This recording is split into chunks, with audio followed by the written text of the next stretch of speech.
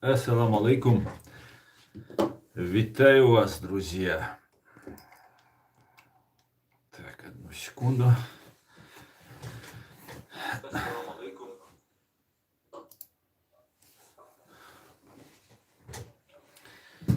Сегодня 4 июля 2024 года. С вами снова я, Аслан Арцуев, на канале YouTube Reality и на канале Аслан Арцуев TikTok. Так. 16 часов 1 минута по Берлину, 17 часов 1 минута по городу Джохару. Я вас всех сердечно приветствую, друзья.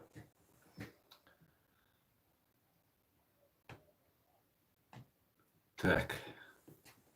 Сегодняшний наш стрим называется «Путин сорвался на крик, требуя теракта в Европе под флагом ИГИЛ». Давайте об этом и о многом другом поговорим. А сейчас, как обычно, я вас ознакомлю с ситуацией на фронте. На фронте Третьей мировой войны.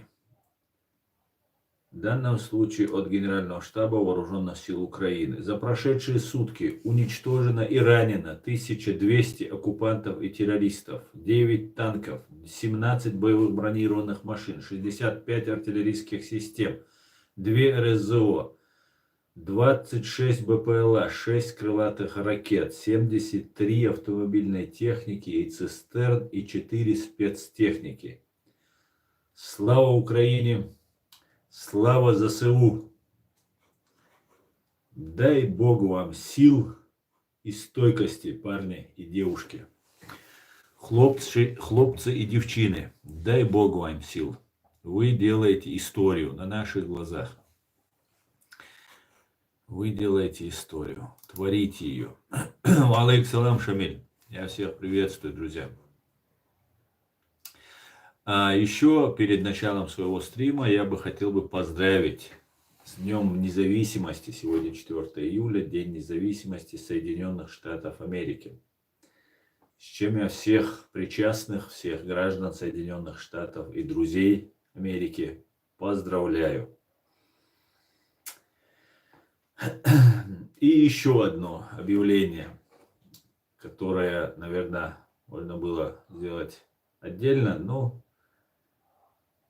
я думаю, достаточно будет, даже если так в эфире скажу. Против меня, как вы знаете, ведется активная работа фашистской России. И сейчас готовится фильм про меня. Начиная от моего дедушки, который был коммунистом, советским человеком, заканчивая моими бывшими родственниками, которые служили Кадырову, фашистской России и так далее. Короче, суть фильма будет по моей дискредитации, попытке моей дискредитации, для того, чтобы меня связать с Кадыровым, так как я постоянно говорю про то, что здесь есть оппозиция Кадырову, да, так называемая оппозиция Кадырову, и таким образом они хотят выставить меня, как будто я защищаю Кадырова, хотя я их и этих не делю вообще. Они, я их делю, конечно, они разные, но при всем при этом они одного поля ягоды. Они борются, это внутрироссийская антикадыровская оппозиция, старая советская номенклатура. И вот они хотят выставить меня, что я якобы заступаюсь за Кадырова, за кадыровцев, для того, чтобы их как-то, то есть, топить. Короче говоря, как обычно, гибня умеет, подмена понятий, подмена моих взглядов, моих убеждений. Поэтому я думаю, сейчас усиленно, им не хватает вот этой составляющей, что я связан, потому что я всячески, как только я немножко начинаю подозревать, я сразу же от них открещиваюсь, отхожу от них, там, их, конечно же, всегда публично называю. И вот теперь у меня есть информация, что меня хотят связать, что я якобы засланный тут агент Кадыровым и так далее, и так далее. Не знаю, что у них имеется. Конечно, они имеют там возможности где-то пристегнуть, там еще как-то, там связать меня, там еще там, короче, с кучей разных мерзавцев. Обязательно, конечно, наверное, будет использовано, что я там сказал. Ну, там разные вещи, не буду сейчас им подсказывать, если они еще не додумались до этого. Ну, короче говоря, вот такие вот вещи будут использоваться против меня. Это, я думаю, в ближайшее время выйдет этот их фильм, где они будут меня связывать. Ну и, конечно, все там будет, все, что у них там. Мне самому интересно, что у них там есть. Конечно же, сразу же говорю, они будут ложь, ложь и ложь.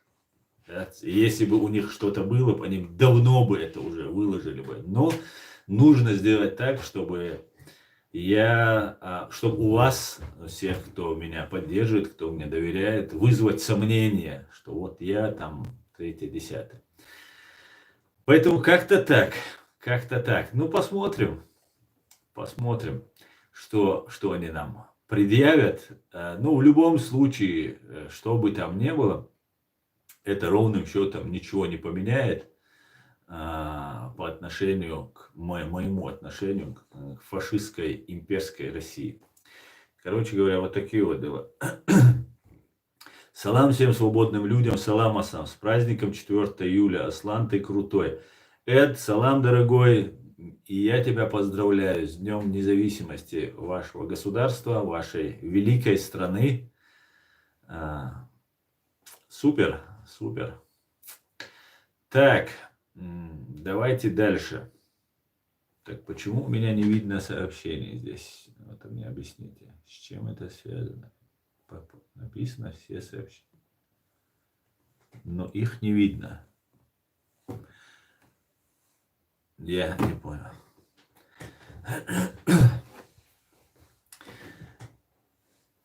Не понимаю, почему у меня здесь. Ну ладно.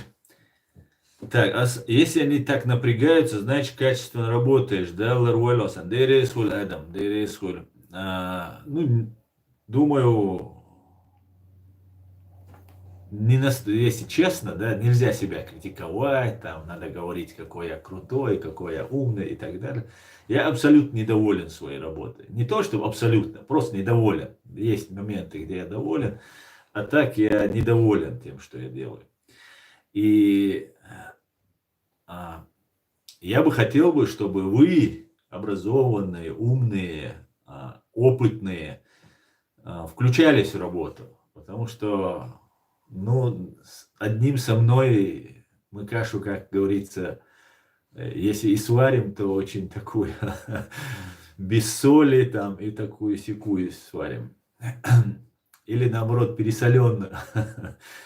Так что давайте, друзья, все на мне не оставляйте, подключайтесь, давайте вместе. Я вам буду помогать, вас раскручивать. Единственное мое требование к вам – никак не быть связаны с фашистской русней, да.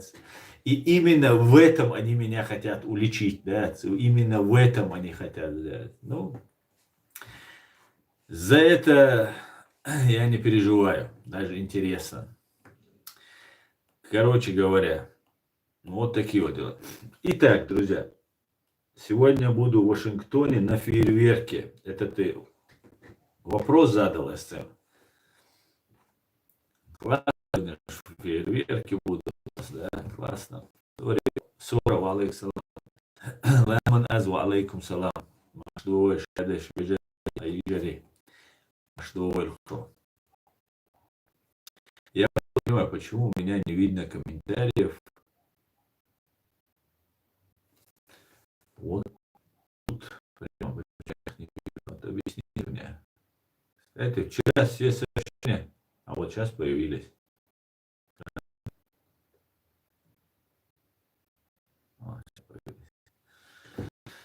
Вчера после нашего стрима на немецком языке, который был, я не знаю, по какой причине, у меня пропал стрим. Может быть, я где-то что-то нажал, как-то удалил. Но обычно, если видео удаляешь, то он тебя переспрашивает. Вы точно хотите, чтобы видео пропало? Хорошо, если видео сохраняет, покер сохраняет, раз телефон я записываю, удобно бывает сохранять. Раньше на компьютер было намного удобнее, а на телефон не так уж. Ну вот меня спасает TikTok, на котором все сохраняется автоматически. И я смог сохранить это видео. Ну, вот такие вот дела. Чтобы вы могли посмотреть. Не знаю, с чем это связано было. Видимо, может быть, я вчера тему поднимал очень серьезную, очень важную. И сегодня мы ее, конечно же, на русском языке повторим и обсудим. Иногда бывает такое, улетают стримы ТикТок. Это не было. Было видео, стрим закончился, все нормально. Я потом начал искать ее, обычно я меняю картинку, потому что моя стоит, а потом я делаю просто сидящий в этом виде. Могу найти это видео, по какому я не помню, вот, не было, я не помню. Может, я нажал что-то, я не исключаю это тоже, но я не помню, что я что-то удалил. Потом я его, как обычно, на свою эту, это памяти, и оно автоматически у меня сразу делается. И потом начал подключать и скачивать. Потом начал скачивать, оно получилось очень хорошего качества, там большой объем, и 3-4 часа загружалось с интернета. Ну, говоря, вы все увидели, оно есть. Вчерашний стрим вы можете в разделе видео увидеть. В разделе видео. Не в разделе а в разделе видео на чеченском языке. Тот, кто хочет посмотреть.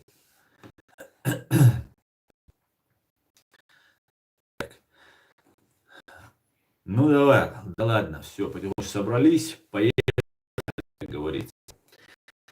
Друзья, у меня, конечно же, давайте тут СЦ пишет, а потом вернемся к теме. Александр, человек, все хорошо. Спасибо.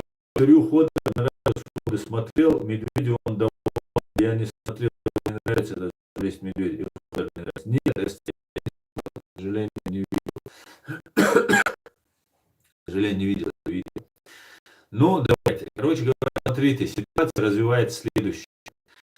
Требуют террористические акты на территории Европы. Путин немедленно террористические акты, я полагаю, речь идет о Германии. И дело в том, что сейчас наблюдаем в России готовится к валу фронта. Давайте я постараюсь сейчас по порядку, в хронологическом порядке все это рассказать.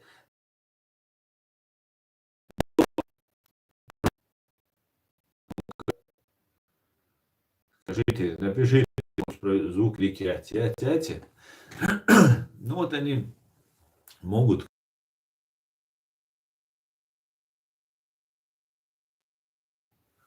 А теперь есть звук? Как есть звук? Скажите. А ну, сейчас. Фронта. Давайте я постараюсь сейчас в порядку, в хронологическом порядке все это. Ага. На YouTube, да, я TikTok пришел. Звук есть. Да, здесь есть звук. Здесь есть. В TikTok есть звук хороший. А вот в YouTube говорят не очень. Ну, реально. Давай, может, я близко подхожу и кричу, может, поэтому. Следующая ситуация, следующая, не кричать, получается.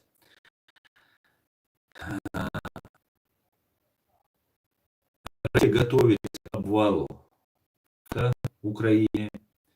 Сейчас уже открытым прямым текстом уже можно полагать, что русские знают, что украинцы готовятся к новому контрнаступлению, к новому штурму. По всей видимости, я это говорю не из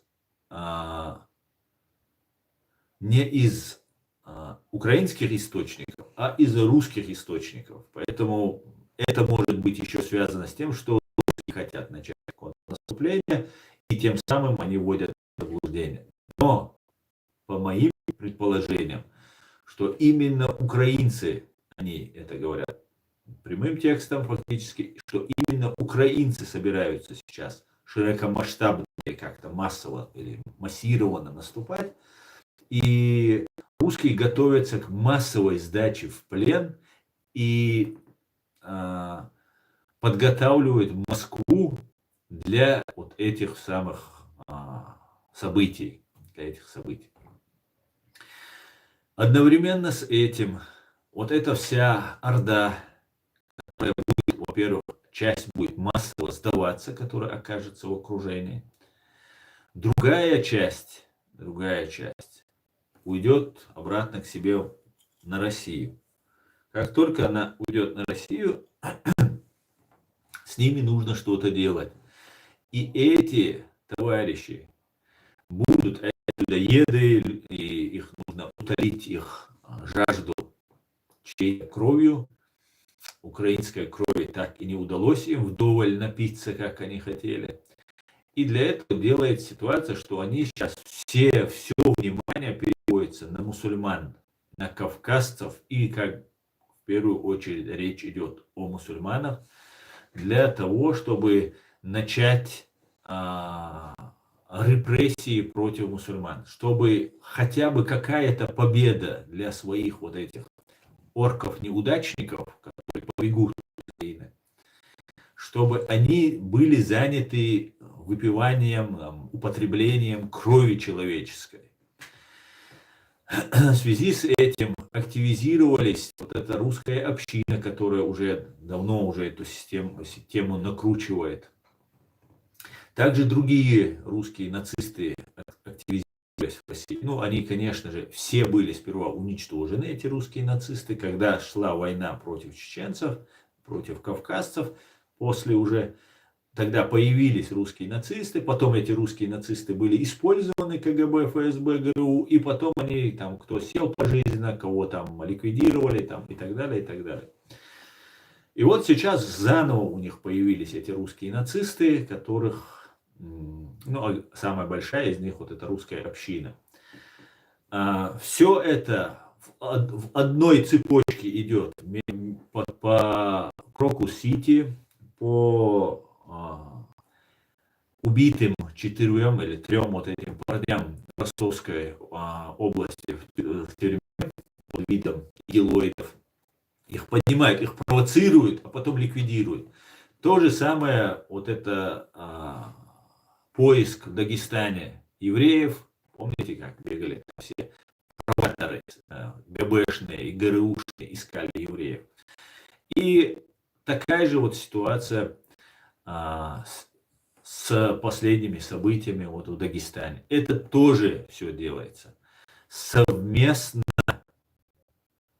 Самое интересное, это мое предположение, так как я имею косвенные подтверждения этому, представителями здесь, в Европе и в Турции, которые нагнетают эту обстановку, запрет никаба, вот, по-моему, никаб, да, вот это называется, когда все лицо закрыто, там только глаза, по-моему, видны. Паранджа — это и глаза закрыты, да, а никаб — это когда только глаза видны. Запрет никаба. Этим никабом практически никто на Кавказе не пользуется. Если вы найдете таких людей, там, женщин, которые их носят, ну, это можно будет пересчитать на пальцах там, одной руки. Но почему-то именно сейчас они запрещают этот никаб, который мне абсолютно все равно, запрещают они или нет. Потому что он не обязателен, как я слышал. Это национальная особенность там разных народов. Но дело в том, что это делается для того, чтобы понравиться Западу, тем силам, которые тут власти должны прийти. Одновременно здесь в Европе должны произойти теракты, когда должны прийти правые. И вместе с правыми, которые здесь в Европе будут бороться с мусульманами, Россия, как обычно, берет первенство, факел первенства и начинает убивать мусульман под видом там ИГИЛа и так далее, и так далее. И вместе совместно они начинают бороться против исламского терроризма, как они его называют. Дело в том, что как такового исламского терроризма фактически уже не существует. Вот этого исламизма радикального уже фактически не существует свободным, бесконтрольным, разными спецслужбами вот этих деятелей. Те, кто находится на Кавказе, в частности в Чеченской республике Ичкерия, временно оккупированы, я вас еще раз призываю, это большая провокация. Пожалуйста, не поддавайтесь на эту провокацию. Сейчас вас, я понимаю, что вы злые, вам нужны действия, особенно это касается молодежи, которая много чего не знает и не видела, в отличие от нас. Что вас будут сейчас провоцировать, и ваш праведный гнев, заслуженный, правильный гнев будет использоваться против вас и всех нас. Вот какая ситуация сейчас предвидится. Если нам сейчас удастся предотвратить сбить эту волну здесь в Европе и там на Кавказе, то считайте, мы победители. Но ситуация нагнетается очень сильно. И сейчас мы должны, запомните эти слова. Это может быть произойти там через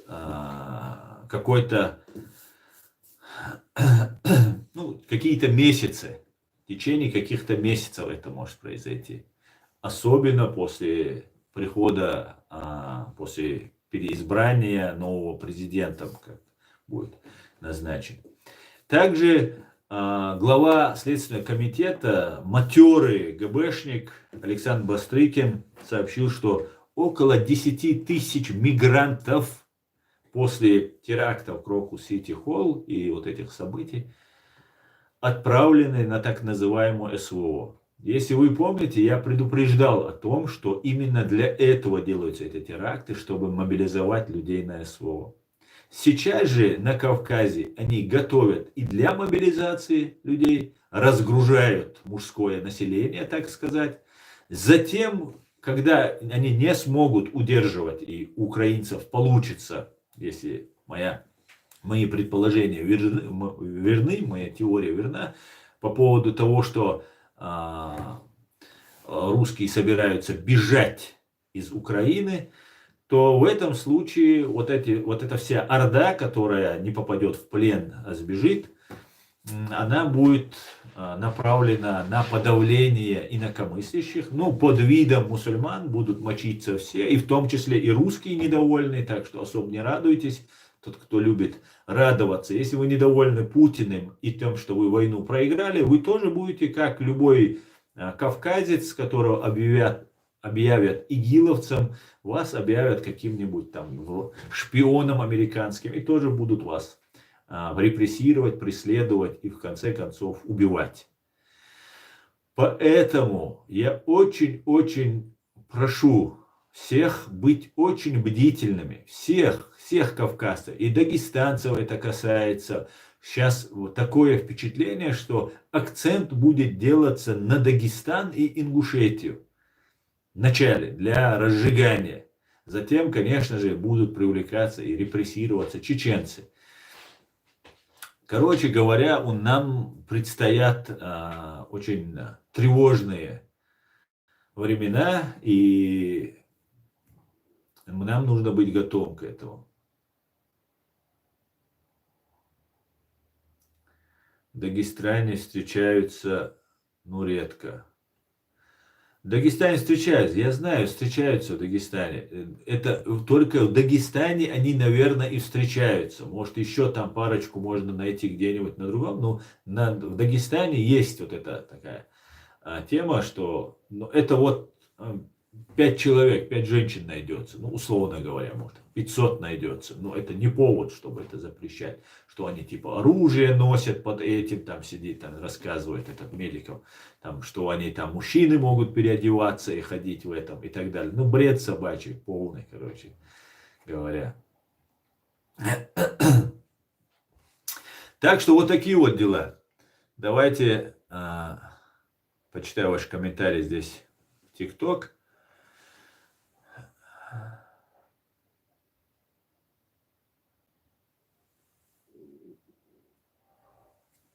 Алейкум салам.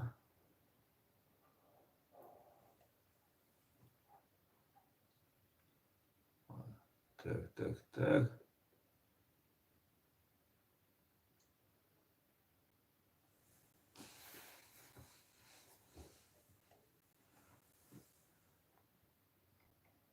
Как ты относишься к ингушам? Что за привычка каждый раз меня об этом спрашивать? Как я могу относиться к своим братьям? Вот, объясните мне, я не могу понять, почему каждый раз нужно заходить и задавать этот вопрос. Мне кажется, неуместно этот вопрос задавать. Чеченцу или ингушу про чеченцев, да? Салам алейкум из Израиля, свободу Ичкерии. Алейкум салам, Ильгар. Дуже дякую, как говорят. Или тодараба, как говорят израильтяне. Так, вот такие вот дела, друзья. Так, давайте.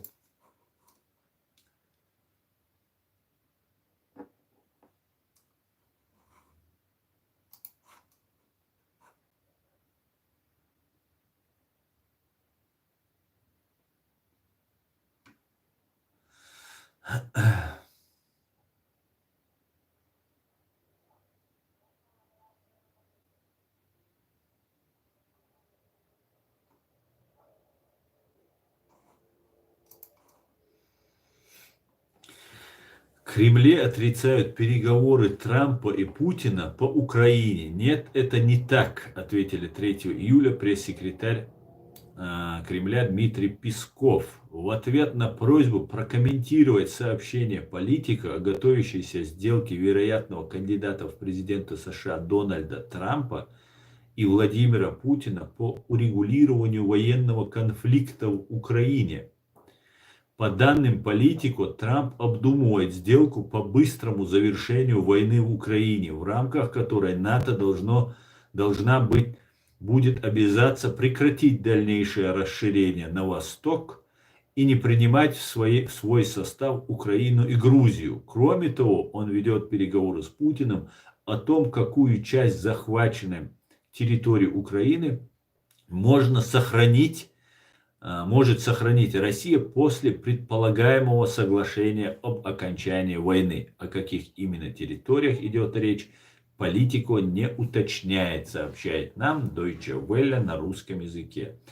И нужно полагать, что какие-то подвижки, какие-то движения есть в этом направлении. Потому что Зеленский за все это время первый раз сказал, что какие-то там диалог, какой-то разговор через посредников может состояться. Сейчас, если исходить из той позиции, которая есть у русистов, что они ожидают со дня на день обвал фронта и массовой сдачи в плен своих вот этих орков, бандитов, и готовятся к борьбе с исламским международным терроризмом, который сами в недрах ФСБ подготавливают. И я полагаю, здесь в Европе сидят вот эти блогеры, разные другие деятели, которые усиленно пытаются нагнетать эту обстановку. В России это, одновременно это все происходит, одновременно, понимаете? В Тюмени, например, в мечеть подбросили голову свиньи, сообщается тут. Вот идет провокация мусульман. Сейчас какой-нибудь мусульманин ответит, обязательно ответит. Потом появится, или же он ответит на что-то другое, но его потом пристегнут, что он был исламский радикал там и так далее, и так далее. Поэтому эти вещи мы должны четко понимать, что за этими террористическими актами может стоять только лишь Россия, только ей это нужно. Россия всегда, когда ей тяжело, прибегает к вот этим террористическим методам, чтобы отвлечь внимание. Понимаете, если у нее не получается, как неоднократно она это делала в разных войнах, в разных там своих конфликтах, она переключается на новый конфликт и отвлекает внимание всех людей. Это было также в Украине, когда они не могли там справиться на Донецке, Луганске, хотя там подлостью и коварством вначале нанесли они удар в спину, помните, под Авдеевкой, где это было еще там котлы, когда пару котлов они сделали, дали слово русского офицера и расстреляли. И вот тогда они переключали внимание на Сирию, начали бомбить Сирию и так далее, и так далее. Поэтому эти вещи России свойственны, это ее естественное состояние, террор, убийство, фашизм, ложь, обман, это все естественное состояние российской власти, России, имперской России. И мы будем наблюдать, что это будет эскалироваться. И мы должны сейчас же уже понимать, что к чему это идет. Понимаете? И те, кто у нас находится в Украине, например, я их тоже попросил бы не принимать участие в этой провокации. Дело в том, что, дорогие мои чеченцы, дело в том, что все хотят, чтобы мы, как тогда, 20 лет, сражались, весь народ как единый, сражались против фашистской Российской империи, но никто не хочет брать на себя обязательства перед нами, как тогда не хотели взять. Тогда нас фактически бросили один на один с людоедом. Понимаете? Один на один. Просто так нас оставили. И сейчас нас оставят. Понимаете? Вот что нам призывают. Нам не готовы, нас признавать не готов никто. Нам не готовы оказывать финансовой, военной помощи. Военной помощи тем, кто воюет, они будут оказывать, чтобы воевали. А принимать беженцев, помогать беженцам, как это делалось, мы увидели, когда хотят, как они это делают. Да, как принимают украинцев, мы увидели, как им оружие поставляют, как им деньги выделяют. Мы все это увидели. Всего этого по отношению к нам не было, чеченцы. Сейчас нас и Украина в том числе хотела бы, чтобы мы поднялись. Правда, когда мы воевали против России, Украина наших бойцов выдавала России. Это тоже эпизоды были, имеются в огромном количестве. Потому что в Украине действовала СБУ, это как филиал ФСБ, и спокойно все это было. Мы все это тоже прекрасно знаем. Митингов, таких массовых каких-то протестов, шествий мы тоже не замечали. Ни в Украине, ни где-либо, когда шел геноцид. В прямом смысле этого слова геноцид. Поэтому сейчас, если мы хотим, чтобы мы снова не были использованы, наш народ постгеноцидный, это касается не только чеченцев, это касается всех кавказцев.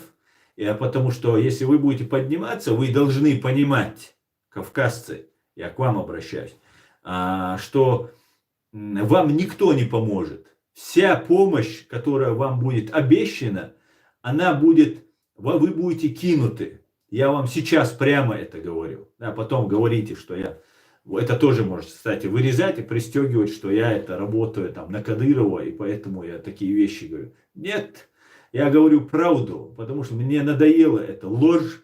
И всегда, когда мы, кавказцы, чеченцы в частности, оказываемся крайними, мы находимся уничтоженными, мы являемся антисемитами, мы являемся фашистами, исламистами, кем угодно. И опять же мы россияне. Здравствуйте, весь здесь на Западе мы опять же для всех россияне. Я не согласен с такой постановкой вопроса. Это лицемерие и вот эта реал-политик, она должна в конце концов когда-то закончиться.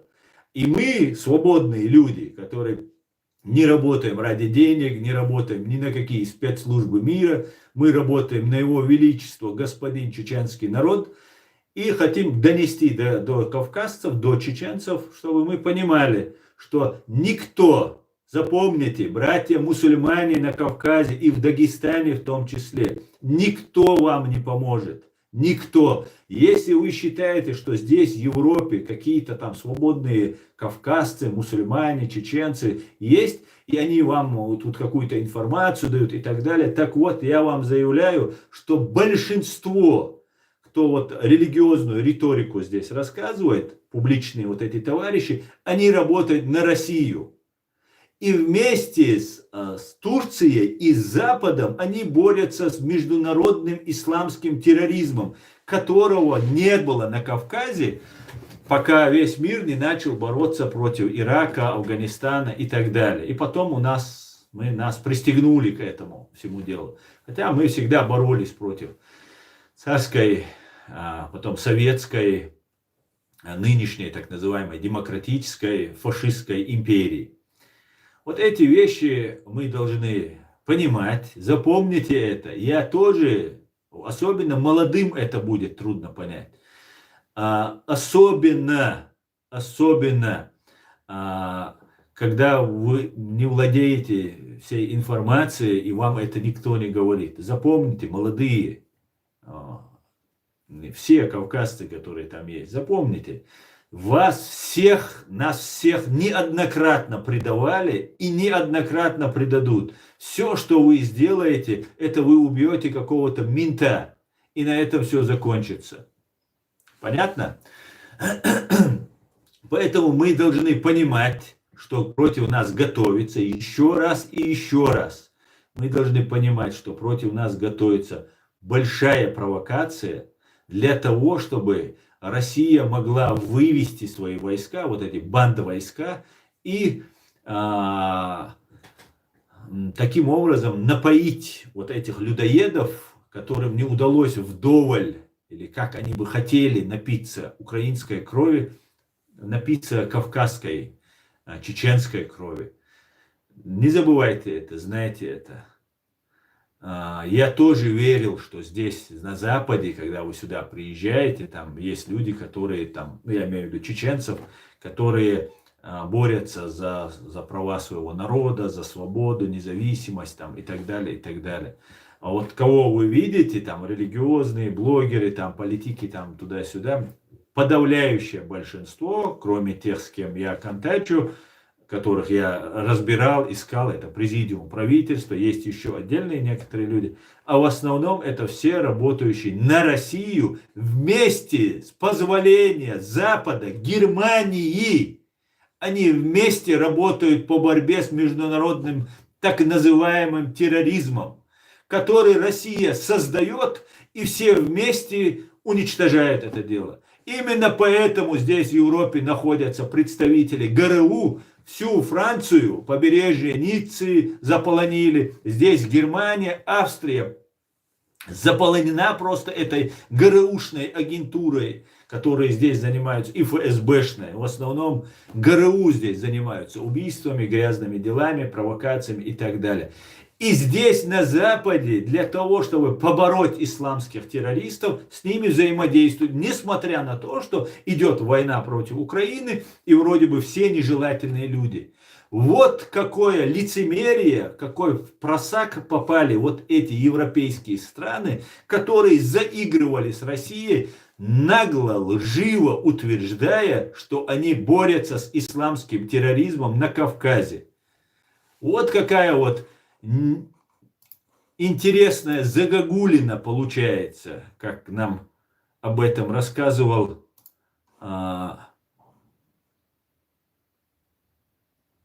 террорист Борис Ельцин. Сейчас я вам покажу одно видео. Буквально дайте мне...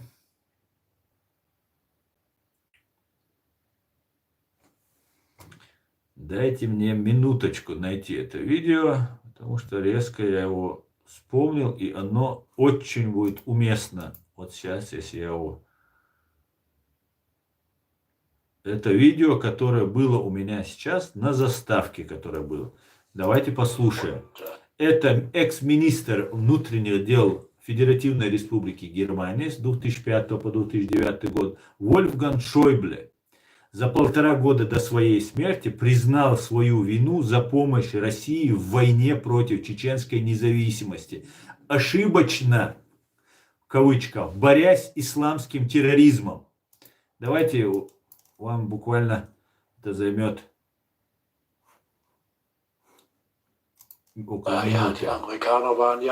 Что касается американцев, в то время, в 30-е годы, они тоже не нашли бы поддержки большинства вести другую политику в отношении Гитлера. Это чудовищное открытие из истории.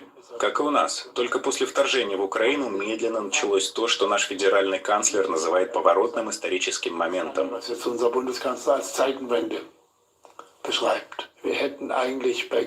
Мы должны были распознать это самое позднее во время войны с Грузией или еще раньше, и тут я должен признать и свою собственную вину. Мы должны были понять это еще во время войны против чеченцев, обстрелов Грозного. Это не была борьба с исламистским терроризмом, как нам тогда казалось.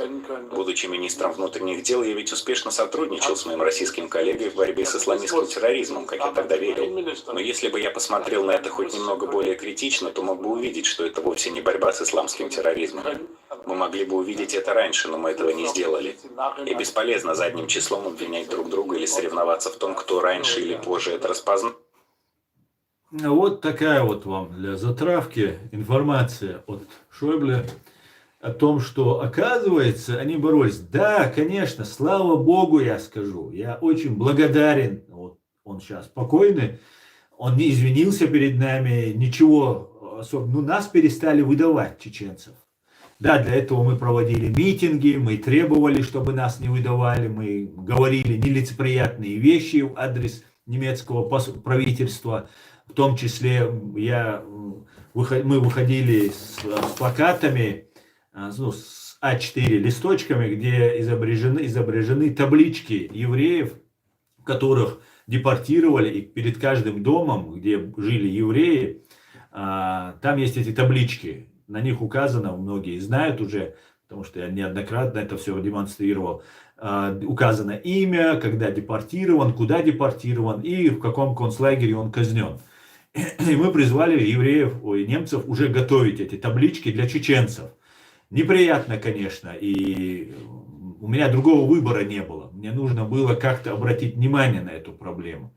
И тогда нам в какой-то степени удалось вот эту волну сбить. Но сейчас, когда приходят правые, во Франции они уже себя получше чувствуют, и в Германии они уже поднимают голову. Конечно же, сейчас начнется депортации начнутся, массово, усиленно начнутся, и мы должны быть к этому готовы, друзья. Не ведите себя, вот сейчас в данном случае вы должны понять, если у вас немножко есть серое вещество в голове, вы должны понять, что сейчас вы должны сделать так, чтобы вот эту программу русских, которые хотят нас всех представить там исламистами, террористами, и понимая, что они в Украине не справляются, переключить все внимание и всех вот этих силовых органов на нас, в том числе на чеченцев, и мы должны это понимать и этому как-то противодействовать своим внешним видом, своим поведением, своей риторикой, словами, которые говорите, что вы пишете здесь, что вы постите. Вы должны потихонечку за себя подумать, понимаете, за себя, о себе подумать. Вот как-то так, да. Асна, ну если европейцы все поняли, как ты думаешь, европейцы заново клюнут на эту удочку Кремля? Ну, конечно, клюнут. Конечно, клюнут. Конечно. Тебе под новым соусом все это опять подается. Сейчас уже новый министр внутренних дел, новое политическое руководство будет возвращаться там или более иметь влияние. И, конечно же, они будут с новой силой это делать. Я убежден, что Россия не победит Украину, но это уже очевидно давным-давно, но я убежден, что фашистская Россия будет загнивать. Да, наша Анна-Лена Бербок, министр иностранных дел Германии, говорит, что это на ближайшем, как же она пишет, ближайшей перспективе или обозримом будущем, она говорит. Ну, обозримое будущее, по моим представлениям, обычно это 5-10 лет. Россия будет главным врагом Европы, главной национальной угрозой Европы, она говорит. И да, есть все основания так думать, но также являются и исламисты. Здесь за протяжении 20 лет с момента начала борьбы с международным так называемым исламизмом, терроризмом, много подготовленных кадров, я вам скажу. Здесь, в Европе, которые только это и умеют, как бороться. Они с русскими бороться, с русским империализмом не умеют бороться, или не хотят бороться, или просто боятся бороться. А вот с исламским терроризмом очень удобно. Причем исламский это терроризм здесь возглавляют, и поэтому их здесь держат. Агентура. Простые люди, которые запуганы, зашуганы, которые просто думают, что весь мир против них. Ну и есть, конечно, абсолютно полезные идиоты, есть напрочь отмороженные просто чуваки, которые, ну, я не знаю, как их назвать, да, не знаю, ну, так можно, если не оскорбляя их сказать. Есть такие, конечно же, все это, но это такой мизер, но зато как удобно. Да? Не ад, не ядерная Россия, да, если ты здесь начнешь ГРУшников прессовать, они будут по адресам приходить к антитеррористам здесь, в Германии, и отстреливать их. А так это же опасненько. А кого террориста, который здесь, у него 2 класса образования, ему там программу через интернет вложили в голову, он пошел какой-то там бред несет, он ничего не делал, он просто бред несет, все, исламские террористы, давайте их схватим, давайте их всех загасим. Вот как разговор получается. А этот террорист, называемый, может быть реально он исламский террорист, может быть просто психически нездоровый, может просто дебил, может быть просто человек, который не согласен с тем, что таким образом. Ну все, ему нельзя возмущаться, потому что у него борода, и он, иншаллах, машаллах, локбар говорит. Все, террорист, мочить нафиг. Понимаете? Вот до чего дошло. Вот до чего дошло. И все благодаря России. И другим исламофобам и фашистам, которые ненавидят мусульман. Понимаете? Вот в чем дело. Ну, давайте почитаю ваши комментарии, друзья.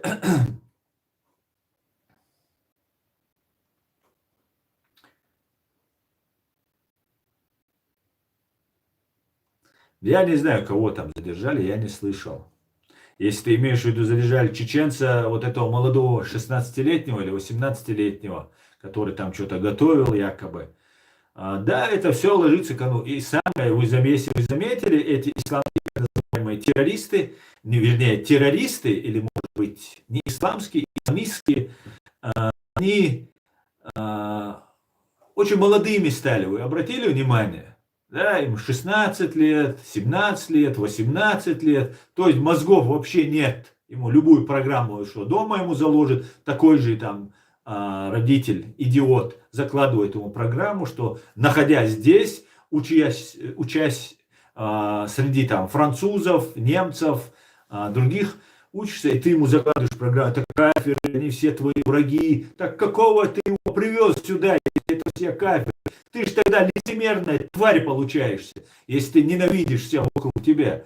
Понимаешь, ты программу вот эту, которую тебе закладывают, начинаешь ее просто повторять, И таким образом ты становишься лицемером, потому что ты должен понимать, что ты находишься здесь, и кормят они тебя. Понимаете? Такой сложный вопрос, который нужно очень щепетильно, очень аккуратно разобрать. И вы должны понимать, друзья, всем будет плевать, когда будут уничтожать снова кавказцев.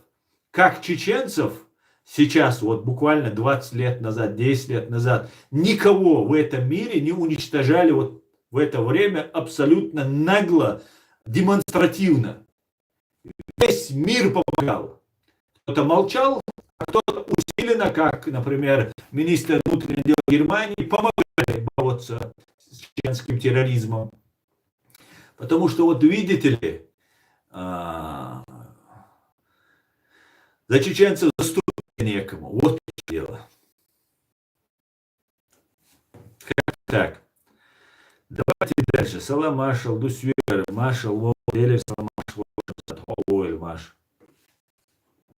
Как вы смотрите на нападение в Дагестане на горских евреев? Я очень отрицательно отношусь к любому антисемитизму и любому фашизму в отношении евреев. Евреи – это нация, которая очень сильно пострадала и до сих пор под меной своего фашизма и ненависти к евреям люди начинают ненавидимые ими вот эти хамасы разные там палестинцы, их поддерживают. Только лишь из-за ненависти к евреям. Вот я считаю. А то, что там нападение было на евреев в Дагестане на евреев было нападение, да, когда, или имитация нападения была, ни один еврей не пострадал, когда они в аэропорт там искали евреев. Сейчас был поджог синагоги, за которым стоят российские спецслужбы, и в курсе всего это непосредственно Меликов, глава Дагестана.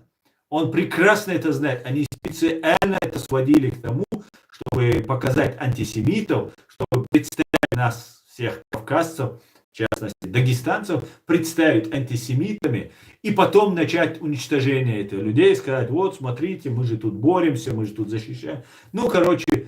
Любимая тема российской фашни.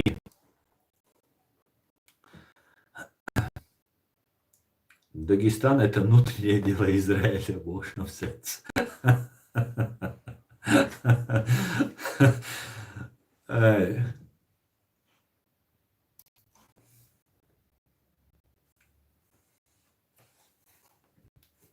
Так, моя здесь, давай лишимся. Уже собор кайч del umuetso шамсат. Уй. Так. Как я вижу, что весь Кавказ пытается затянуть. Да, Кавказ пытается сейчас, нужно переключать внимание фашистской Русни от своего поражения в Украине.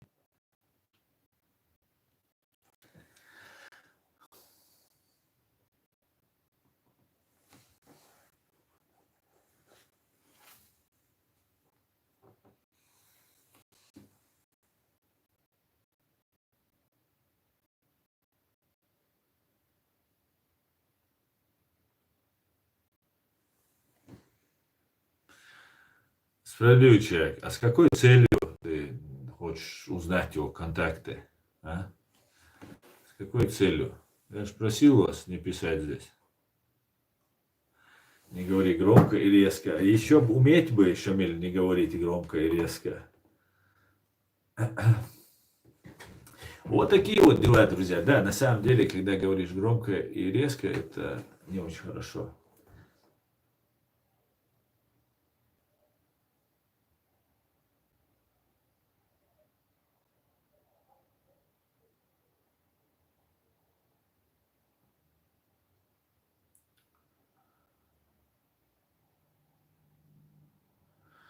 Надеюсь, вопреки всем наветам и подлым предателям, знающие люди будут помнить доброе имя общины горских евреев города Грозного. Конечно, Ильяс, абсолютно так. Мы помним, уважаем вас, ждем, когда мы деоккупируемся и вернемся обратно, кроме одной группы людей, которые построили мечеть, русскую мечеть в Израиле, назвав ее предателем чеченского народа. Вот этих людей, я полагаю, это люди из бывшей Грозненцы, я бы не хотел видеть у себя в стране. Понятно, Шамсад. Всех остальных, конечно же, должны, если хотят вернуться, должны, могут, конечно, вернуться и быть полноценными членами нашего общества.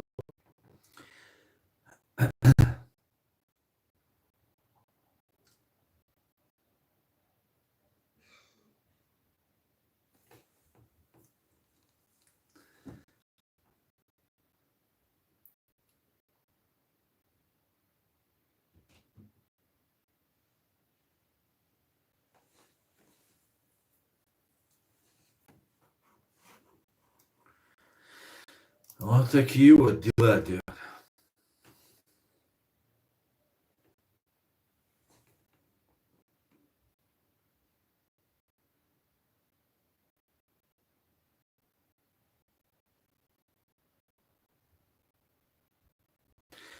очень интересная статья, кстати говоря, вышла на инсайдере, где они рассказывают про ФСБ, там, 3-10, про ГРУ,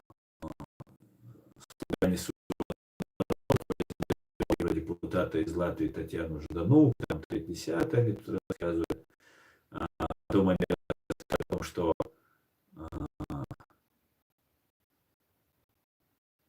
где было-то, где? Ну, они рассказывают, что русская оппозиция в Латвии, там, свободной России, там какие-то ГРУшки, там 3-10. И такая сенсация, такие детали, там паспорта по серии совпадают, там еще что-то 3-10. Ну, короче говоря, несут. А по факту ведь, да, а почему они говорят об одном человеке? Там вся вот эта либеральная вот эта оппозиция, верхушка, кого мы видим, простых людей они маргинализуют и задвигают там в сторону. Вот они все работают на Россию.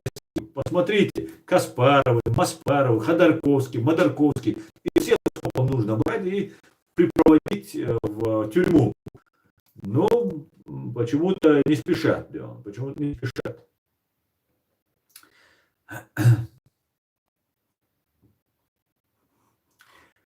Мне очень жаль, мне очень печально на самом деле, что многие поддерживают Хамас и кричат, что они освободители. Мне тоже это жаль, но это делают немногие. Я не вижу, чтобы это делали многие. Здесь у меня на канале тролли сидят. Есть, конечно, полезные идиоты, которые не понимают, что делают. А есть это мизер. В основном все, кто вот мне здесь пишет, это 90% тролли. Ну и 10%, которые вот посмотрят, ну, все же бегут, и я побегу. Надо написать там самому Аслану гадость напишу, скажу ему, какой он. И все, и домой довольный. Там. Вот так как-то это идет. Поэтому я, например, за то, чтобы мы налаживали контакты. Ведь евреи не воюют с мусульманами. И не мусульмане нападают на евреев, а арабы нападают. Именно арабы под видом, что они там за ислам, за Аль-Аксу, там 3-10. Из Аль-Аксы сделано камень преткновения, что они спасают Аль-Аксу, а в Коране написано, что есть Аль-Акса, хотя Коран написан, появилась после того, как был написан Коран. И я вчера узнавал этот вопрос, то сейчас на меня набросятся все, но неграмотных я отсылаю к грамотным, или почитать просто сами, Коран почитать, что это святая земля, святое место, обозначение имеется в виду. Аль-Акса, что это святое место. И таким вот образом еще Аль-Акса не существовало. В принципе, понимаете, когда был ниспослан Коран, мечети это не было. Ни одной мечети на земле не было, когда ниспослан был Коран. Да? И при Мухаммаде пророке, мир ему и благословение от Аллаха, была построена первая мечеть. Нам рассказывают, что об Аляксу. Причем Алякса находится на одной стороне Израиля, а нападение происходит на другой стороне. И каким образом убийство женщин и детей помогает освободить Аляксу, которая находится в геноциде. И я доношу до людей эту информацию, пытаюсь им объяснять. Меня уже занесли кадыровцы, ФСБшники, антикадыровцы, ГРУшники и другие ФСБшники. И вот эти радикальные идиоты занесли меня в враги, короче, и что вот я уничтожение. В очередь, суки, дети, я могу сказать, в очередь.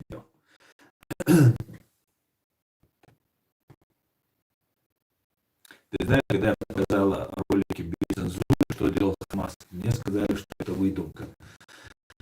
Знаете, Бнай Израиль, это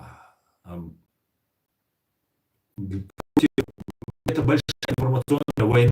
Информационная война. И вы, евреи, ее не очень хорошо ее выигрываете, я вам скажу.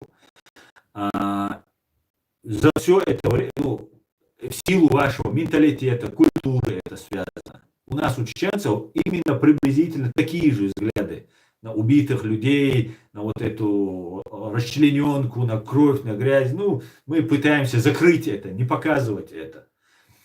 Хотя следовало бы все это вот так, все выкладывать, как это делают арабы. Арабы это не просто выкладывают, они еще дополнительно фильмы снимают, там, монтируют, подставляют и так далее, и так далее. Только одно попадание ракеты, помните, в самом начале вот этого противостояния Израиля и сектора Газа, когда на больницу упала ракета якобы, а на самом деле там 500, там 5000 погибших, там сразу вот вбивалась информация, а на самом деле все совсем не так оказалось. Сами запускали ракету, она сама упала и так далее, и так далее. Поэтому эти вещи в этом смысле, они умеют задеть, вы даете информацию правдивую, тоже пропаганда со стороны Израиля тоже есть, справедливости ради нужно отметить. Но она правдивая и она такая, знаете, человечная, без всяких вот этих расчлененок. А с первых дней надо было вот это все, извиняюсь, вот это все нужно было, убитые, раненые, вот это все по всем каналам днем и ночью показывать, вот это все просто ужас вводить зрителя. А это сделали не вы, они это делают. Понимаете, накручивают. Сейчас, короче говоря, вот такая долгая история. Вообще эта война, знаете, вот это противостояние уже идет 180 лет с момента образования Израиля. Это есть. И я надеюсь, если вы не воюете против мусульман, а мусульман 1,5 миллиарда, и вам ничего плохого мусульмане не делали, вы живете и жили в разных странах среди мусульман, и к вам не было никаких гонений, может где-то отдельно было, я не знаю, но в общем у нас на Кавказе, где живут мусульмане, у вас не было никаких проблем с мусульманами. И мы не хотим иметь с вами проблем, мы хотим с вами дружить, мы хотим с вами отношения налаживать. Мы хотим не просто на государственном уровне, я хочу, чтобы мы на народном уровне, на внутреннем уровне, чтобы мы понимали друг друга, чтобы мы взаимодействовали друг с другом, дружили. Поэтому нужно работать в этом направлении. И пытаться всегда, я вижу, умные евреи говорят, что да, это не мусульмане, это арабский этнонационализм, это арабский империализм. Я это так считаю, я это так вижу. И вы в этом плане выступаете в роли нас, арабы сектора Газа и Палестины выступают в роли русских империалистов. С одной лишь разницей: у вас есть мощная поддержка и союзники, и у вас 6 миллионов, а у нас 1 миллион, и у нас нет этой поддержки. Вот только одна разница. Как-то так, Дем.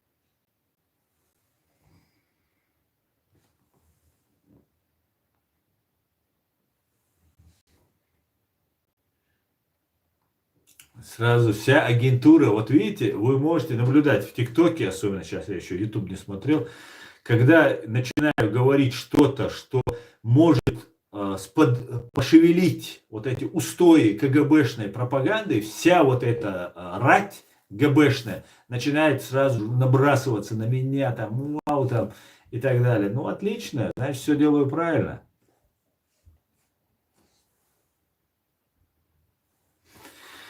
Так, давайте дальше почитаем комментарии.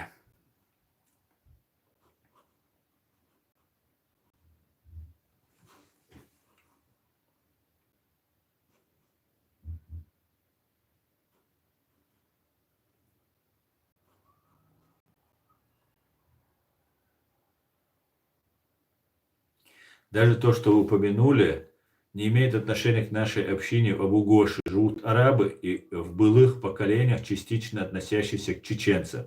Мечеть пострадала от рук Хамаса, помните об этом. Ну, смотрите, Ильяс, никаких чеченцев в Израиле, в Абу-Гоши не живут. Если бы там жили бы чеченцы, какие-то, которые там арабизировались, там изменились, там и так далее, мы бы знали бы. Мы бы знали бы. Мы знаем, что в Сирии арабизированы, в Турции отуреченные чеченцы живут, но мы знаем, что они есть. Мы знаем, что в Иордании живут чеченцы, которые полностью сохранили свой язык и культуру и так далее. Ни иорданские чеченцы, ни другие какие-либо чеченцы не знали о существовании Абу-Гош чеченцев. Возможно, я ошибаюсь, возможно, там кто-то, там потомок кого-то там и живет. Но мы никогда об этом, я лично об этом никогда не слышал, что есть. И я считаю, что это выдумка, это обман, чтобы каким-то образом построить эту мечеть там и как-то там начать связывать вот этот преступный оккупационный режим России с чеченцами, что вот мы там и так далее, и так далее. Нет, это не так. Это не так. Я так не считаю. Так, давайте дальше. По поводу арабы построили эту мечеть там или нет, в любом случае без разрешения израильских властей построить мечеть нельзя, особенно такого одиозного и в честь, назвать в честь такого одиозного преступника. Это раз, а во-вторых, я думаю, что все-таки грозненские евреи там были, в этом принимали участие. Но хотя это только догадки, только догадки.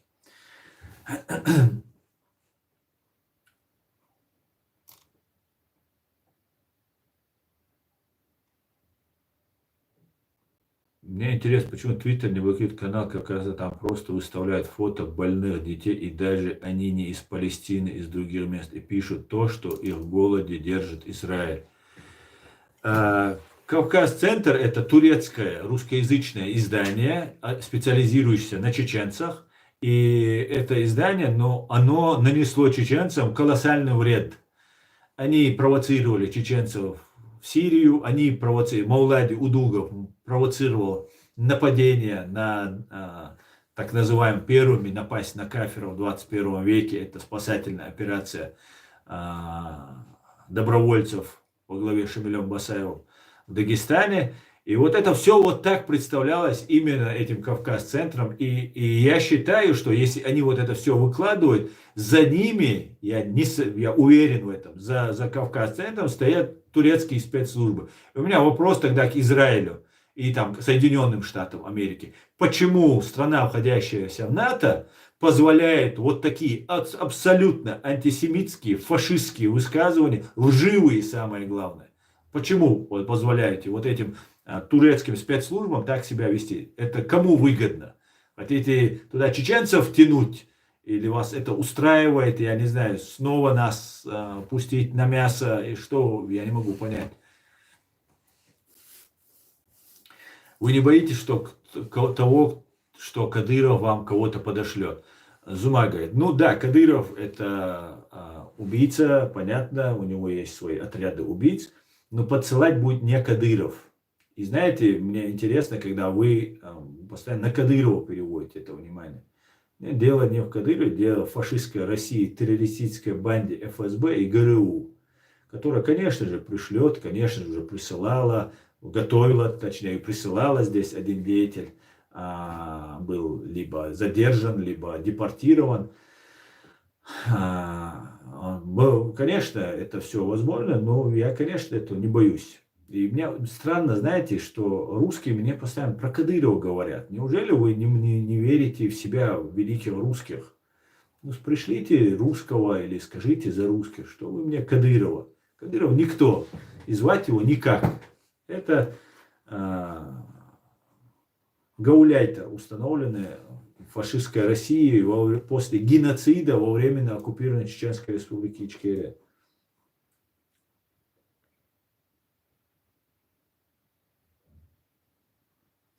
Евреи Кавказа не имеют методы, подобные методам евреев Европы. Мы имеем методы Мизраха, Востока. Это прослеживается и в самом Израиле. Нужна власть благочестивого горского еврея, который сломает шаблон. Полностью согласен. Я думаю, если горский еврей был бы во главе Израиля, то и кавказские отношения, дружба у нас бы усилилась бы, мне кажется. К этому мы должны прийти, друзья, если нам суждено дожить до этих дней, чтобы я смог сделать так, чтобы мы максимально подружились. Но сейчас, наверное, наши враги будут делать все возможное, чтобы мне это не удалось. То есть физическое мое уничтожение или там еще какие-то действия. Но ничего страшного. Главное, я вам все говорю, вы запоминаете и потом поднимете знамя и понесете его дальше. Да.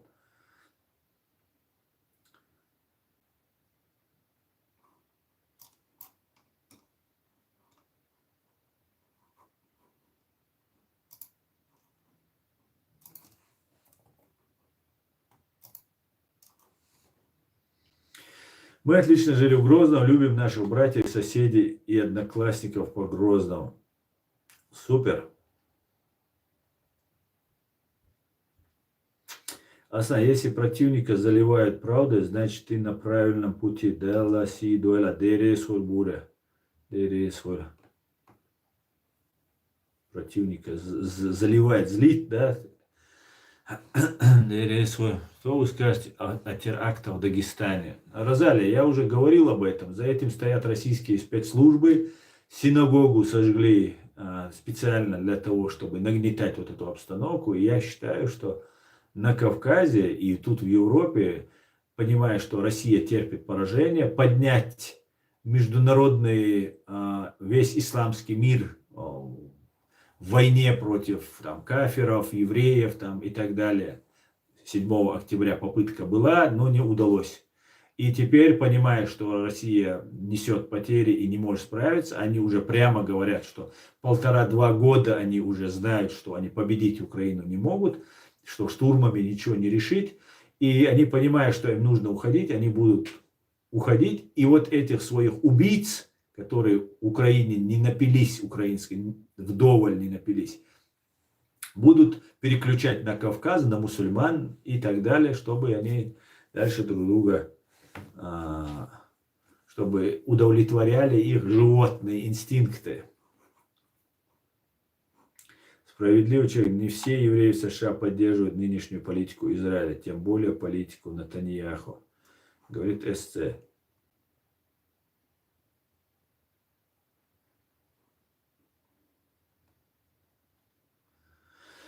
Так. Аслан, будет хотя бы один коммент антититан. А вдруг он работает на Кадырова, выясняя его ненависть. Так.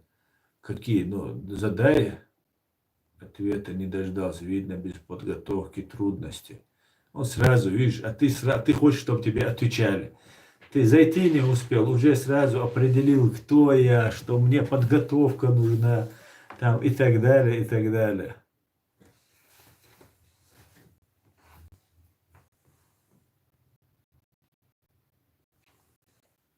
Это был его мудрый вопрос, который он так хотел услышать. Асна, тебе не надоело сочинять или это по заданной теме? Я 11 сентября, да и о другом. Нет, я, во-первых, ничего не сочиняю, а во-вторых, любые мои факты можно проверить легко. И за 5 лет, что я говорил, покажите, где я лгал, ну, сделайте же ролики, все там, вот там я там соврал, там говорил, оболгал. Не было этого. Наш канал отличается, знаете, чем от всех каналов, от многих каналов? Тем, что на этом канале мы говорим правду и ничего, кроме правды. Понятно тебе? А тебе за ложь игнор полная.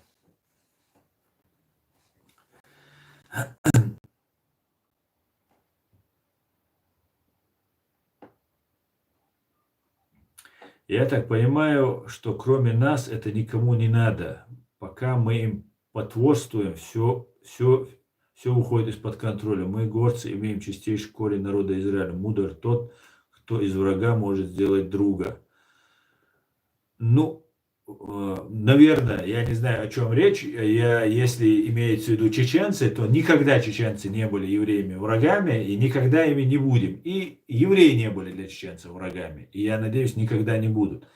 Поэтому, ну, что сказать? Конечно, мы должны сами брать инициативу в свои руки и договариваться. Мы должны объяснять чеченцам, нужно, мусульманам нужно не стесняться, прямо вещи называть своими именами.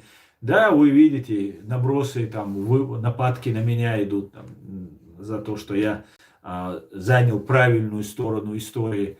Ну, ничего страшного, потихонечку, но люди начали понимать, что происходит. Люди некоторые мне пишут, что нужно вникнуть, что я говорю. А когда тебе говорят, что человек враг мусульман, что он там враг, там, предатель, ФСБшник, кадыровец, там еврей по национальности, то никто не хочет слушать, понимая, что вот сейчас там с одной стороны идет пропаганда, что там евреи убивают мирных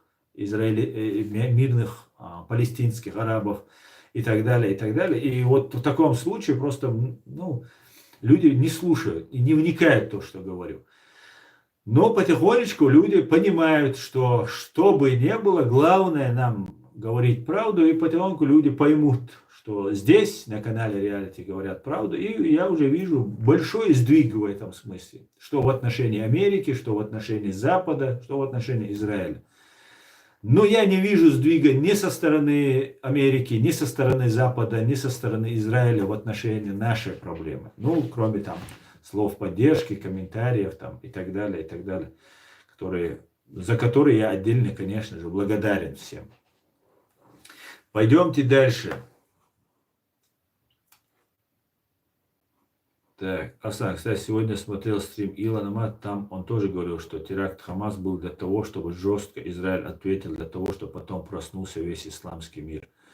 Ну, мы без Илона Маска знаем, далее, более того, до того, как 7 октября произошел этот акт геноцида еврейского народа, я за год, если не больше, если не соврать, если вот год, может быть, даже больше времени, мои зрители не дадут мне соврать, говорил о том, что будет что-то. Я не знал, что это будет именно нападение на Израиль, на евреев, и что это будет такая заявка, там, весь мировой пожар поднять, всех мусульман, миллиард поднять и так далее.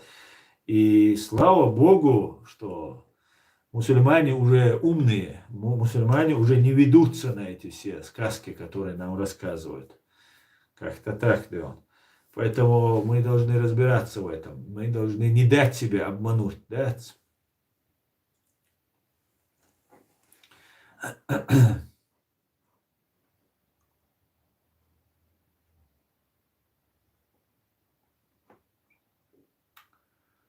Так. Илон Маск топил не раз за Путина и против Украины. Эсте, у нас с тобой одинаково. Если где-то там связано с Путиным, уже неприятно, да. Уже неприемлемо. Полностью с вами согласен, говорит Ильяс. Отлично. А что...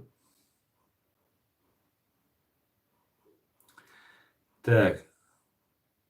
Саламашев, Думахко. Делер Саламашев, свободный гражданин.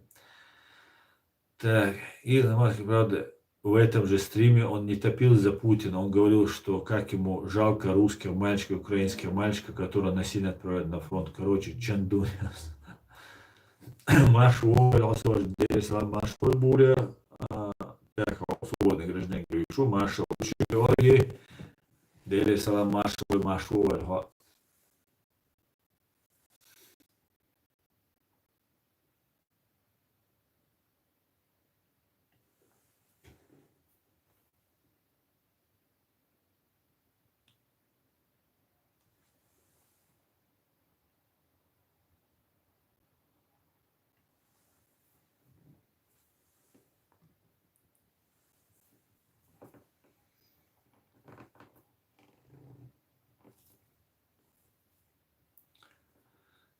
Мусульмане находятся в рабстве у своих собственных правительств, у них нет голоса нигде. Да, совершенно верно.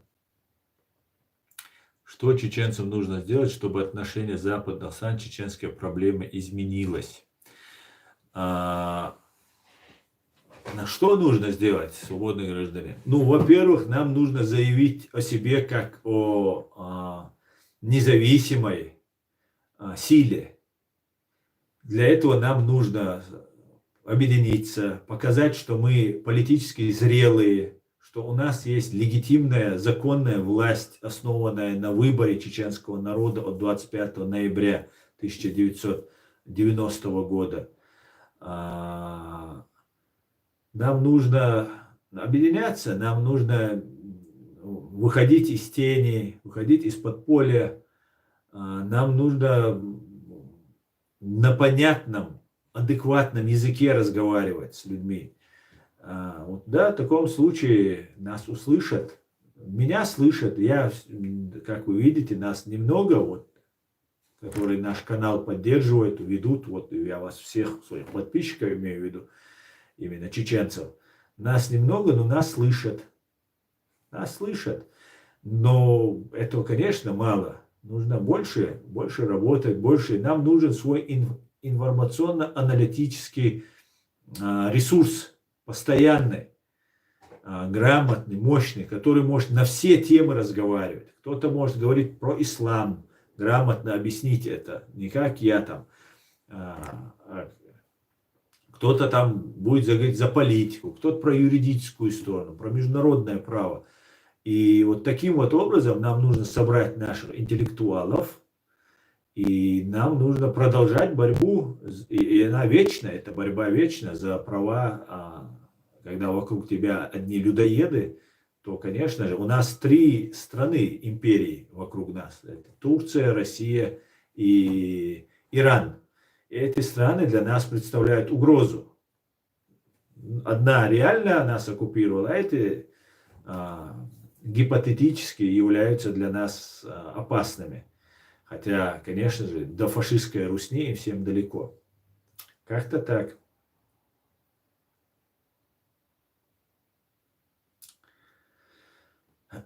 Нужно дать парочку миллионов нескольким сенаторам, и тогда они поменяют мнение. Нужно иметь свое лобби. Или Россия должна очень больно наступить на мозоль США. Но Россия боится наступать на мозоль США. Очень сильно боится. Так она пробросы делает. Но Америку она боится просто до потери памяти, до потери сознания. Я не знаю почему, но все, что связано с Русней, русским миром, все противно. Ну, значит, ты нормальный, адекватный человек. Если тебе, как к дохлой скотине, ты относишься к этому русскому миру и русскому империализму. Это нормально, если я поздравляю тебя, ты здоровый человек.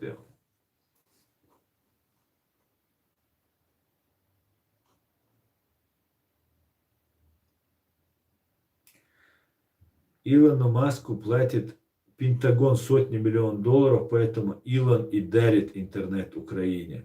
Ясно? Политике нужно доверять и уважать, а также постараться пояснить, что происходит. Да, политиков нужно, как сказала Старовойтова, по-моему, сказала, Галина Старовойтова, по-моему, была. Она сказала, политики как дети, им нужно менять белье или памперсы, так как по одной и той же, как у детей, по одной и той же причине, потому что происходит. Политиков нужно менять время от времени. Побыл там, 10 лет, все, давай, иди. Иди вон в университете преподавай, иди там детям там, в школу, там лекции читай там, в институтах.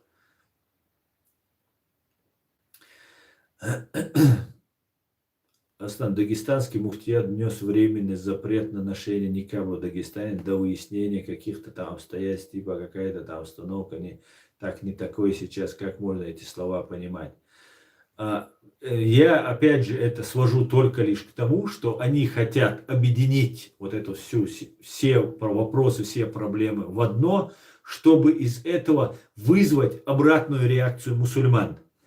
И они могли бы этот никаб запретить и тихо, мирно, и не возникая. Даже есть там разные дагестанские комики, они начали говорить, да никаб, там, 3-10. Сейчас появятся люди, которые будут там рвать на себе рубаху и говорить, мы за никаб сгорим, может кто-то даже там себя подорвет за никаб. А все это делается, чтобы это ответная реакция была. А вот этих, кто делает эту ответную реакцию, их подначивают постоянно. Давай, ответь, ты что, не мужчина? Помните, это любимая, это называется провокация преступления. Она запрещена, между прочим. Вообще это провоцировать на преступление, провоцировать на там, теракты, на взятку. Нельзя провоцировать. Но это распространено. Например, здесь какой-нибудь там агент или просто полезный идиот там, сожгет Коран, там, порвет Коран, что-то сделает в Европе.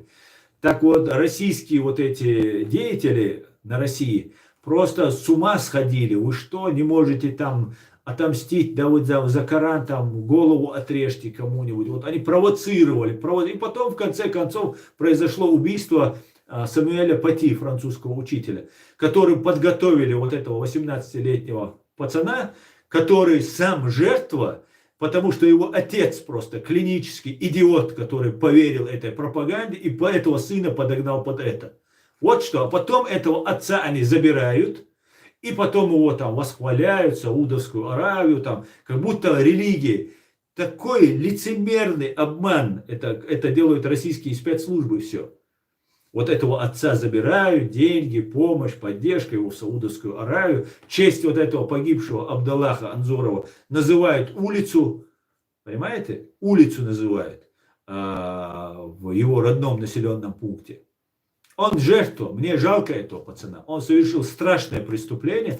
Ну и еще к тому же французские спецслужбы с ножом, 18-летний пацан, его расстреливают насмерть, наглухо. Чтобы не брать, чтобы не допрашивать, чтобы не судить. Тогда не заодно ли возникает у меня такое вот подозрение? Почему вот французские, например, есть такой один блогер, который очень дружит с Тумсу Абдурахмановым, хорошо от них отзывается, там, Халитовых очень любит. Почему-то, когда у него была проблема, в Украине его там прессовали, только мы ему помогли. А про Халитовых, про Абдурахмановых что-то слышно не было. Но вот этот деятель, который сейчас живет во Франции, в Англии, в Лондоне, при помощи, кстати, еврея канадского и других там людей, которые он смог выехать туда, в Великобританию, он живет в Лондоне. Вот он, например, остался один из живых. И сейчас это у меня интересно вот складывается это все мнение, когда Мари Ле Пен баллотировалась очередной раз на выборах, и одновременно она прилетает сюда, в Россию, и вот этот деятель выезжает с паспортом, у него одного единственного оказывается загранпаспорт, он уезжает за границу, а все его друзья убиваются. Все его друзья убиваются за якобы нападение на воинскую часть Росгвардии. Это вооруженные силы ФСБ, чтобы вы понимали. Росгвардия — это вооруженные силы ФСБ. Там же погибают 2 или 4 вот эти росгвардейца, и вот эти нападавшие, якобы нападавшие 4 погибают. Вот этот деятель уезжает сюда, и потом он рассказывает, что французские спецслужбы, ну, французские власти, ну, как-то вот совпадение такое. Друг Ле Пена приезжает, Мари Ле Пен приезжает к другу Володе, берет, видимо, у него деньги, и вот происходит теракт. И самое тоже совпадение, где Ле Пен, там постоянно происходят теракты. Вот этот связанный с нападением вот этих на Росгвардию, потом нападение на Боруссия. Здесь у нас есть немецкая футбольная команда, самая распространенная, которую русский террорист Сергей Винергольд, заложив 3 бомбы, взорвал автобус, где получил ранение полицейский и Бартра, по-моему, да, я не помню фамилию точно. Футболист получил еще один ранение получил. Слава богу, никто не погиб. И это все было сделано под видом исламских террористов. И был задержан иракец. И он 3 дня просидел в изоляторе, в тюрьме просидел за подозрение, за то, что взорвал вот этот Дортмунд Боруссию, футбольную команду. Но самое интересное еще дальше, ну потом выяснилось, что иракец не виноват, его отпустили, задержали Сергея Винергольда, который связан с Луганском. Это тоже не проверили, хотя я об этом писал. С Луганском связан Сергей Винергольд. Но почему-то сказали, возбужденное дело по статье терроризм, когда был задержан иракец, переквалифицировали на попытку убийства 2 и более, там, или массового убийства людей. То есть не теракт это был. Когда задержали Сережу. Когда Махмуда задержали, это теракт. А когда задержали Сережу, статья меняется. Но самое интересное. Немцы вообще проигрывали, но проигрывали эту версию. Но самое интересное заключается в том, что футбольная команда должна была играть в Монако, русской командой Монако, где как раз должна выступать Ле Пен, Мари Ле Пен. Понимаете? Какие-то странные совпадения с этими исламскими террористами, с Путиным и с Ле Пеном происходят. Вот такие вещи очень интересные в этом мире творятся. Поэтому мы должны держать, как говорится, ухо востро. Далее, ваш комментарий.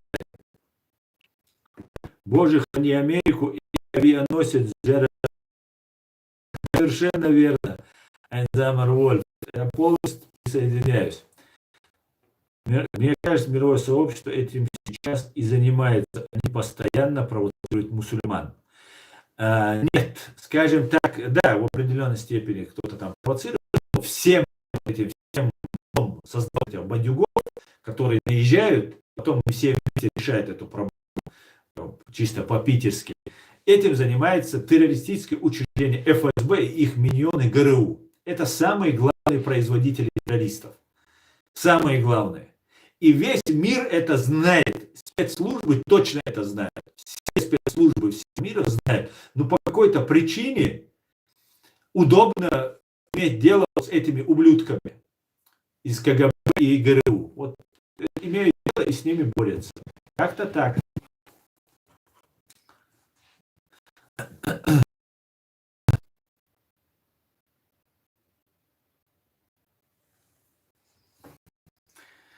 Дагестан никогда не насильника. У каждого есть своя национальная одежда. Надо чтить традиции.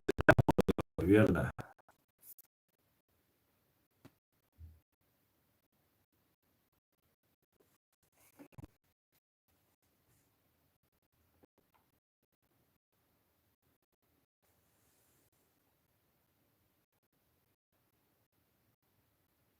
Россия как опухоль раковая. Везде распространяет остаток. Да, именно так. Совершенно верно. у тебя сейчас все русские делают так, как патриот. Почему ты в Германии? А почему здесь Германия и то, что все русские делали? Любовь, о чем вы говорите? Ну, во-первых, не русские, а русские империалисты, просто чтобы вы понимали, так? У вас большинство русских империалистов, поэтому на сорта особо разделить не буду, но всегда имейте в виду, что речь идет не об этнической принадлежности, а о и идеологической принадлежности, о которой я имею в виду. Это я говорю о русских имперцах, русских империалистах. Только о них. К русским и ко всем народам отношусь с большим уважением, ко всем, без исключения. Поэтому все это Америка светлая, да? Да, Америка светлая. Америка всегда права, кроме чеченского вопроса. Я надеюсь, этот вопрос она исправит. Когда задержали Махмуда, это теракт. Когда Сережа, это не теракт. Делается для того, чтобы эти же Сережи разговаривают о том, что не все мусульмане террористы, но все террористы мусульмане. Да, совершенно верно. Это факт абсолютно точный, который произошел в Германии. Самая любимая, самая крутая, самая известная команда, самый богатый клуб Дортмунд Боруссия был взорван Сережей Винергольдом.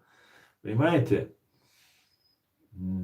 Вот такая вот была ситуация. Но это нужно говорить, и мы это должны знать. К большому сожалению, такая вот ситуация. К большому сожалению. Я надеюсь, этот стрим наш сохранится, не исчезнет, и мне не придется его снова скачивать.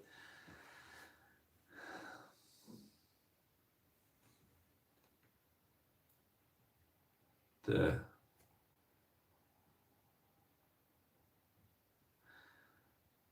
Почему ты повесил? Мне говорит, Фриман странник, говорит. Он странствующий, свободный человек. И почему ты куфар, типа не мусульманский флаг, вместе с флагом ты наш ичкерийский флаг повесил. Говорит, почему ты повесил? Потому что тебя нету повесить один отдельно ичкерийский флаг, понимаешь? Потому что тебя не существует, ты тролль. Вот и все. Если бы ты не был бы троллем, ты никогда бы не написал бы, далее он пишет, ты поддерживаешь тот флаг, который в первую кампанию помогал РФ. Ни Русне, в кампанию, ни в геноциде, ни в агрессии, ни в войне против чеченцев. А в кампанию, по-русски он мне пишет, да, помогала РФ. В первую кампанию деньгами, ты в курсе?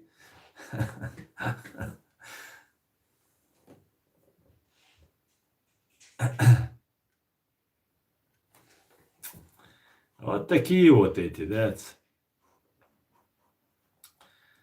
Кто-то, ну, что может быть плохого в том, что чеченский язык появился в Google переводчике? Так вот, мне заходит один деятель, у него ник Шишани. Ну, конечно, это тролль. Это все платные тролли, которые мне тут пишут, вам, другим тут пишут. И у него ник Шишани, и он пишет, почему Google называет чеченский язык, а не нохчи. Само название чеченцев ночи. Он говорит, почему не ночь? А этот дебил забыл, что у него ник Шишани, то есть чеченец по-арабски. И вот так они прокалываются. И вот еще один зашел, тоже такой же, да?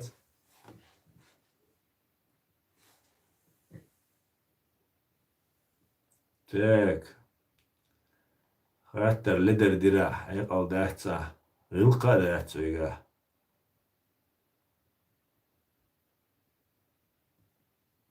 Так, ну что ты подвис.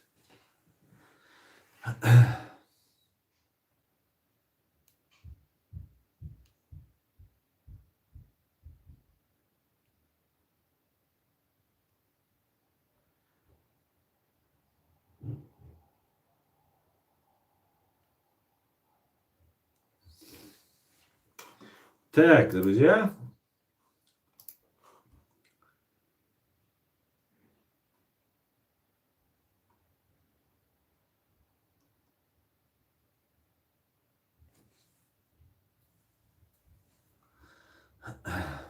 Все, я думаю, можно стрим заканчивать, друзья. Давайте, друзья, на этом свой стрим закончу. Спасибо, что смотрите, поддерживаете. Я думаю, завтра, наверное, стрима у нас не будет. В субботу, как обычно, на русском языке с Аядом Идиговым у нас будет очередная платформа, очередной стрим на платформе открытого диалога. Спасибо, Раис. Всем и вам всего самого хорошего. Все будет Ичкерия. Даял Мула. Слава Украине, Господи, благослови Америку. Адикёль Маш Оль. Всего хорошего, друзья. До свидания.